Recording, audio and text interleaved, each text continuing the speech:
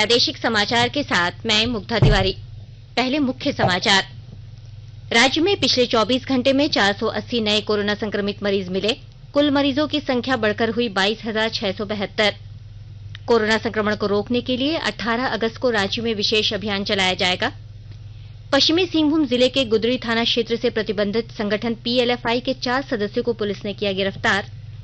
और मौसम विज्ञान केंद्र ने अगले 3 दिनों तक राज्य भर में हल्के से मध्यम दर्जे की बारिश का जताया पूर्वानुमान। अब समाचार विस्तार से। राज्य में पिछले 24 घंटे में 480 नए कोरोना संक्रमित मरीज मिले हैं। अब प्रदेश में कुल मरीजों की संख्या बढ़कर 22,672 हो गई है। अच्छी बात यह है कि 14,181 मरीज स्वस्थ भी हुए हैं। अब कुल सक्रिय मरीजों की संख्या 8,636 रह गई है। स्वस्थ होने की दर बढ़कर 62.54% हो गई है। कोरोना संक्रमण से राज्य में अब तक 229 मरीजों की मौत हुई है। सबसे अधिक सक्रिय कोरोना संक्रमितों की संख्या अब रांची जिले में है। वहीं सबसे कम सक्रिय मरीज गोड्डा जिले में रह गए हैं। कोरोना संक्रमण को रोकने के लिए मंगलवार 18 अगस्त को रांची के 20 केंद्रों पर रैपिड एंटीजन टेस्ट मास ड्राइव चलाया जाएगा। रांची जिला के लोग अपने नजदीकी केंद्र पर पहुंचकर अपना कोविड-19 टेस्ट सैंपल जमा करवा सकते हैं। इसके लिए उपायुक्त छवि रंजन के निर्देश पर अलग अलग केंद्रों के लिए अधिकारी की प्रतिनियुक्ति की गई है। यह मास टेस्टिंग ड्राइव शहरी और ग्रामीण क्षेत्रों में वैसी जगह कराया जाएगा जहां पर लोग अपने कार्य करने के दौरान ज्यादा से ज्यादा लोगों के संपर्क में आते हैं। व्यावसायिक प्रतिष्ठान में कार्य करने वाले, सफाई कार्य से जुड़े लोग, अपने कार्यस्थल पर ज्यादा लोगों के संपर्क में आने वाले कर्मियों की भी जांच की जाएगी। रांची जिले में ऐसे 20 केंद्र बनाए गए हैं जहां आमजनों की सुविधा के लिए जिला प्रशासन की टीम मौजूद रहेगी।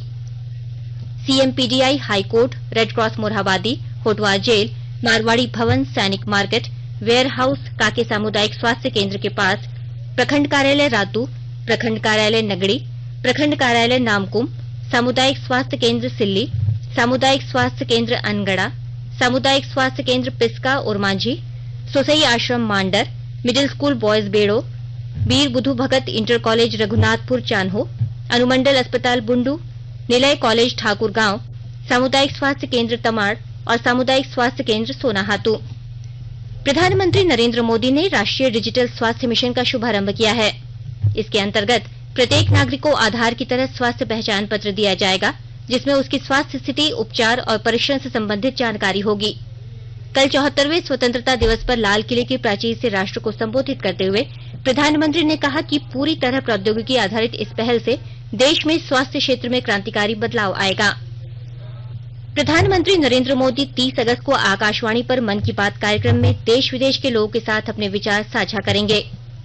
मासिक रेडियो कार्यक्रम की यह 68वीं कड़ी होगी।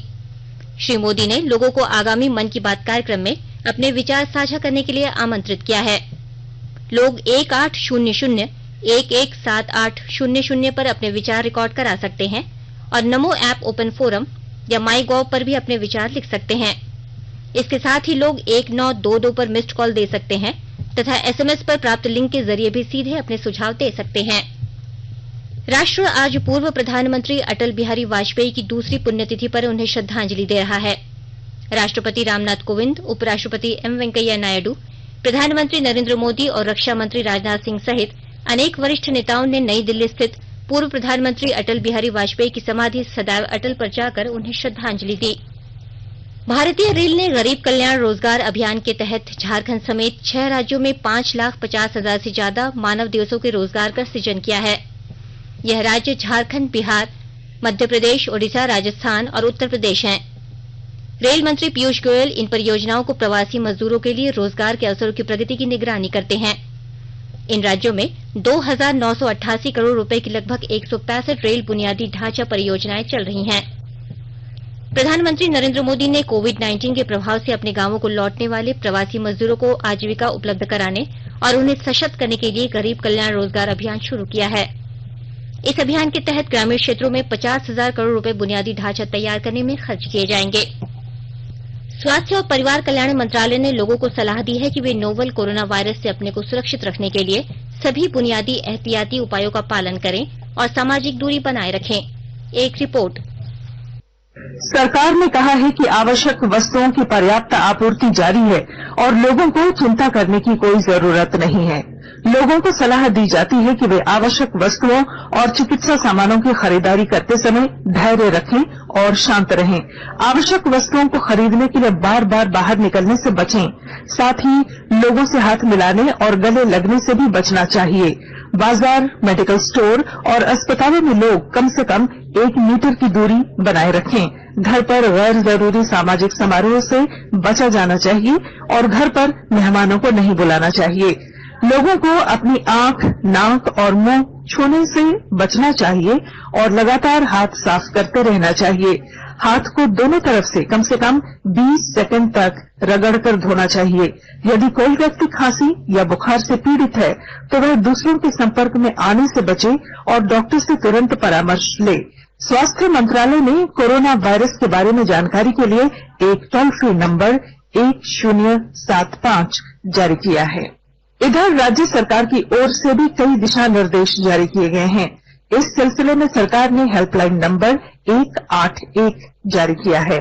सरकार ने कहा है कि कोरोना वायरस से संदिग्ध तौर पर संक्रमित कोई व्यक्ति पाया जाता है तो इसकी सूचना 0651 जो रांची का कोड है और टेलीफोन नंबर 2261-000 तथा 2261-002 के अलावा फैक्स नंबर 2261-856 और मोबाइल नंबर 9955837428 पर दी जा सकती है। आकाशवाणी रांची भी आपसे अपील करता है कि कोविड-19 के संक्रमण से बचने और अन्य लोगों को सुरक्षित रखने के लिए कृपया घर पर ही रहें और सरकारी दिशा निर्देशों का पालन करें। आकाशवाणी के ताजा तरीन समाचारों के लिए आप हमारी वेबसाइट newsonair.com पर लॉग ऑन कर सकते हैं। ताजा समाचार ट्विटर @AIR न्यूज अलर्ट्स और Facebook page all India radio news पर भी उपलब्ध है। आप प्रादेशिक समाचार एकांश के ट्विटर अकाउंट @AIR News_Ranchi और Facebook page AIR news Ranchi के अलावा YouTube channel regional news unit Ranchi पर भी हमारे बुलेटिन सुन सकते हैं। प्रादेशिक समाचार आप आकाशवाणी रांची से सुन रहे हैं। शेष समाचार इस विराम के बाद। भारत देश का गौरवमय राज्य झारखंड, जिसका अब से होगा नया प्रतीक चिन्ह। जी हाँ, इस स्वतंत्रता दिवस 2020 के अवसर पर हेमंत सरकार झारखंड की अस्मिता का प्रतीक, झारखंड का नया प्रतीक चिन्ह आपको समर्पित कर रही है। इस चिन्ह में 5 मुख्य चीजें शामिल हैं, जिसमें से हरा रंग झारखंड की हरी भरी धरती और वन संपदा को, हाथी राज्य के ऐश्वर्य और प्राचुर प्राकृतिक संसाधनों और समृद्धि को, अशोक स्तंभ भारतवर्ष के साथ राज्य के अटूट संबंध को, पलाश के फूल प्राकृतिक सौंदर्य और अंत में मनमोहक चित्रकारी झारखंड की सांस्कृतिक विरासत को दर्शाता है। झारखंड हमारा मान है, झारखंड देश की शान है। गौरवमय राज्य झारखंड का नया प्रतीक चिन्ह अब हर झारखंड वासी को समर्पित है। सूचना एवं जनसंपर्क विभाग झारखंड द्वारा जनहित में जारी। प्रादेशिक समाचार में आपका एक बार फिर स्वागत है।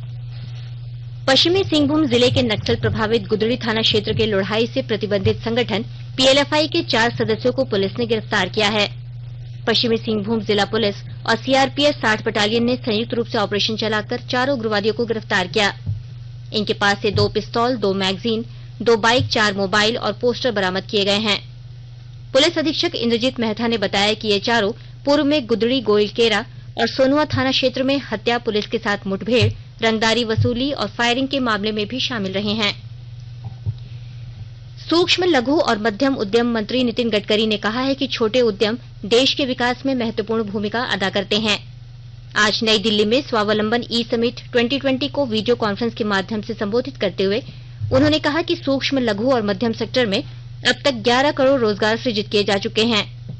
अगले 5 वर्षों में सरकार का लक्ष्य देश भर में और 5 करोड़ रोजगार सृजित करना है।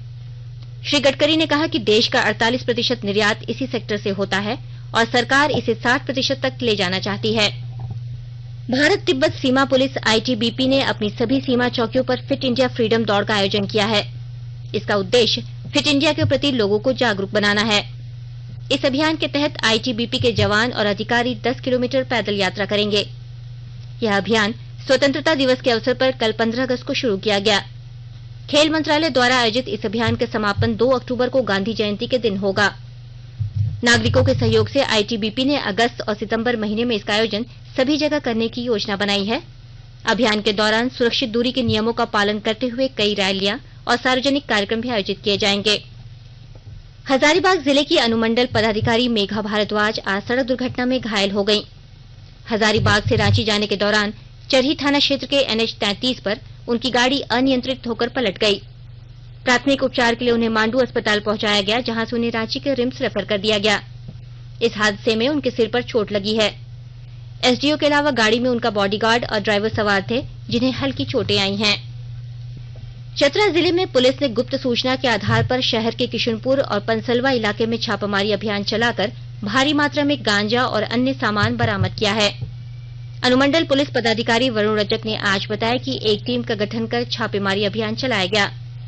अभियान के दौरान किशनपुर स्थित प्रीतम यादव की गुमटी से भारी मात्रा में गांजा और अन्य मादक पदार्थ बरामद किया गया। उन्होंने बताया कि बरामद गांजा और मादक पदार्थों का बाजार मूल्य लाखों रुपए में है। इस मामले में दुकानदार सह तस्कर प्रीतम यादव को गिरफ्तार कर नशा अधिनियम के तहत प्राथमिकी दर्ज कर न्यायिक हिरासत में जेल भेज दिया गया है। गढ़वा जिले के भागोडीह सुपर पावर ग्रिड का उद्घाटन हो जाने से जिले में निर्बाध बिजली की आपूर्ति सुनिश्चित हो सकेगी। विशेष जानकारी दे रहे हैं हमारे संवाददाता। गढ़वा जिले के लिए 132 केवी के भागोडीह सुपर पावर ग्रिड का निर्माण का शिलान्यास 29 अगस्त 2017 को किया गया था। अब भागोडीह ग्रिड को चालू हो जाने से गढ़वा जिले में कम बिजली मिलने की समस्या दूर हो जाएगी। जैसा कि मालूम है कि गढ़वा जिले में इसके पूर्व यूपी के रिहंदनगर और बिहार के सोननगर से विद्युत की आपूर्ति होती रही है, लेकिन भागोडीह ग्रिड के निर्माण के साथ ही इसे हटिया ग्रिड से जोड़ा गया है। इसके कारण अब दूसरे राज्यों से बिजली लेने की निर्भरता भी गढ़वा को समाप्त हो जाएगी। राज्य के पेयजल एवं स्वच्छता मंत्री मिथिलेश कुमार ठाकुर ने बताया कि मुख्यमंत्री हेमंत सोरेन कल भागोडीह ग्रिड का उद्घाटन कर गढ़वा जिला वासियों की चिर प्रतीक्षित मांग को पूरा करेंगे। इसके बाद गढ़वा जिले को हटिया ग्रिड से निर्बाध रूप से विद्युत आपूर्ति शुरू हो जाएगी। विनोद कुमार पाठक, आकाशवाणी समाचार, गढ़वा। राजधानी रांची समेत राज्य के हर हिस्से में आज सुबह से रुक रुक कर बारिश हो रही है। रांची, खूंटी, लातेहार, गढ़वा, गुमला व पलामू में हल्के से मध्यम दर्जे की बारिश हुई। इधर मौसम विभाग ने पूर्वी और पश्चिमी सिंहभूम, सिमडेगा, सरायकेला खरसावां, पलामू, गढ़वा, चतरा, कोडरमा, लातेहार और लोहरदगा में भारी बारिश की संभावना जताई है। रांची समेत आसपास के क्षेत्र में 2 दिनों से अच्छी बारिश होने से लोगों को उमस भरी गर्मी से राहत मिली है। वहीं मौसम विभाग ने कई क्षेत्र में वज्रपात की भी चेतावनी जारी की है। भारतीय मौसम विज्ञान केंद्र रांची की ओर से जारी पूर्वानुमान रिपोर्ट में अगले 3 दिनों 19 अगस्त तक हल्के से मध्यम दर्जे की बारिश होने की संभावना जताई गई है। 17 अगस्त को राज्य के मध्य और उत्तरी हिस्से संथाल परगना में 1-2 जगहों पर भारी बारिश हो सकती है। 18 अगस्त तक पूरे राज्य में मध्यम दर्जे की बारिश की संभावना जताई गई है। और अब संक्षिप्त खबरें। गुमला जिले के रौनियार भवन में आज भारतीय जनता पार्टी के नेताओं द्वारा पूर्व प्रधानमंत्री और भारत रत्न अटल बिहारी वाजपेयी की दूसरी पुण्यतिथि मनाई गई। इस अवसर पर भाजपा कार्यकर्ताओं ने पूर्व प्रधानमंत्री के पार्टी और देश के किए गए कार्यों को याद किया गया। इधर खूंटी जिले के मुरहू में भी पूर्व प्रधानमंत्री स्वर्गीय अटल बिहारी वाजपेयी की दूसरी पुण्यतिथि के अवसर पर भाजपा कार्यकर्ताओं द्वारा पुष्प अर्पित कर नमन किया गया। पाकुड़ जिले में मुफस्सिल थाने की पुलिस ने गुप्त सूचना के आधार पर गांजे के साथ खबीर शेख नामक व्यक्ति को गिरफ्तार किया है। पुलिस को यह सूचना मिली थी कि पश्चिम बंगाल से गांजा लाया जा रहा है। इसी सूचना के आधार पर जांच अभियान चलाकर खबीर शेख नाम के एक व्यक्ति के पास से लगभग 300 ग्राम गांजा जब्त किया गया। गिरफ्तार व्यक्ति मुफस्सिल थाना क्षेत्र के किस्मत कदमसार का रहने वाला है। अंत में मुख्य समाचार एक बार फिर। राज्य में पिछले 24 घंटे में 480 नए कोरोना संक्रमित मरीज मिले। कुल मरीजों की संख्या बढ़कर हुई 22,672। कोरोना संक्रमण को रोकने के लिए 18 अगस्त को रांची में विशेष अभियान चलाया जाएगा। पश्चिमी सिंहभूम जिले के गुदड़ी थाना क्षेत्र से प्रतिबंधित संगठन पीएलएफआई के 4 सदस्यों को पुलिस ने किया गिरफ्तार। और मौसम विज्ञान केंद्र ने अगले 3 दिनों तक राज्य भर में हल्के से मध्यम दर्जे की बारिश का जताया पूर्वानुमान। इसके साथ ही आकाशवाणी रांची से प्रादेशिक समाचार का ये बुलेटिन समाप्त हुआ। नमस्कार। घर में रहिए, सुरक्षित रहिए और सुनते रहिए आकाशवाणी।